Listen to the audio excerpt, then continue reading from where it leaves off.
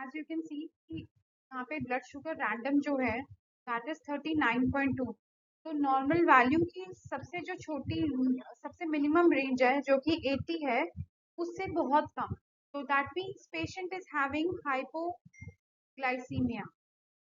Hypoglycaemia मतलब sugar बहुत कम, और इस तरीके से कम कि patient can go into shock और कोमा। नाउ ऐसे केस में हमको सारा टेस्टिंग सब कुछ बहुत अच्छा रखना चाहिए। एंड रीजन क्या होगा ये जरूर ध्यान रखना है, पेशेंट से हिस्ट्री प्रॉपर लेनी है, क्योंकि जब हम लैब रिपोर्ट्स रिलीज करते हैं दैट डज नॉट मीन कि आपको कुछ वैल्यू आई और आप दे दिया। Sometimes you have to ask patient.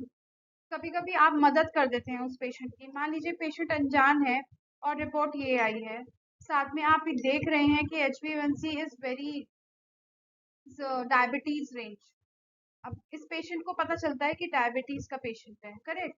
अब डायबिटीज के पेशेंट में 39.2 का मतलब हाइपोग्लाइसीमिक शॉक भी हो सकता है, कोमा भी हो सकता है। एंड इसमें जो दो चार रीजंस हैं जो कि आपको पूछने हैं, या एटलीस्ट आप अपने फिजिशियन जहाँ से सैंपल आया है वहाँ इत्तला कर दें कि ये तो नहीं कि इंसुलिन बहुत ज़्यादा जा रहा है, ये तो नहीं कि ओवरडोज हो रही है ड्रग्स की, जो डायबिटीज की ड्रग्स चल रही है वो डबल तो नहीं चली गई है, या फिर पुअर ओरल डाइट, मतलब पेशेंट ने खाना नहीं खाया बट दवाई ले ली, या फिर कोई इन्फेक्शन तो नहीं है बॉडी में। अब इस पेशेंट में एग्जैक्टली हम CBC में देखेंगे कि किस तरीके से इन्फेक्शन और इसको कोरिलेट किया जा सकता है। अब ये उन्हीं पेशेंट की सब कंप्लीट ब्लड काउंट रिपोर्ट है, और अगर हमें इन पेशेंट में इन्फेक्शन देखना है तो हमें कहाँ से पता चलेगा? टोटल ल्यूकोसाइड काउंट से। तो 20,500, और होना कहाँ तक चाहिए? 11,000 11,000 तक।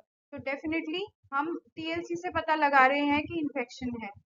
अब इन्फेक्शन का प्रकार क्या है वो इन सेल से पता चल रहा है। सो न्यूट्रोफिल्स इसमें 82% है। अब 82% मतलब 80% मतलब न्यूट्रोफिल्स बढ़े हुए हैं, तो हम सोचेंगे बैक्टीरिया। अब बैक्टीरिया सोचते ही हमें सबसे पहले सेप्सिस सोचना है, और हमें निमोनिया, UTI, इस तरीके की चीजें सोचनी है, क्योंकि अगर वायरल होता तो TLC कम हो गया होता और न्यूट्रोफिल्स की जगह लिम्फोसाइट्स बढ़े हुए होते। अब हम कोरिलेट कर सकते हैं कि कंप्लीट ब्लड काउंट में न्यूट्रोफिल्स बढ़े हुए हैं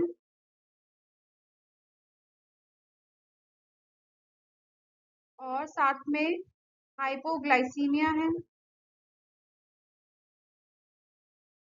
तो सबसे पहले पेशेंट को क्या सलाह देनी है कि आप पहले या तो ओरली ग्लूकोज ले लीजिए या फिर इमरजेंसी में जाके एडमिट हो जाइए। And if you are the treating staff for that patient, just intimate your this thing physician. जो भी ट्रीटिंग फिजिशियन है उनको एक इन्फॉर्मेशन जरूर जानी चाहिए on an urgent basis. This is the way you save life. अभी आपको पता चल गया है कि 39 शुगर है किसी का, तो ऑब्वियसली धीरे धीरे वो और डिक्रीज होता जाएगा and patient will go into shock और coma. And if you manage to give some glucose to this patient will be saved, and death can be prevented in this scenario. So dextrose के form में या oral Glucon D के form में, किसी भी form में अब जाए, sugar has to go.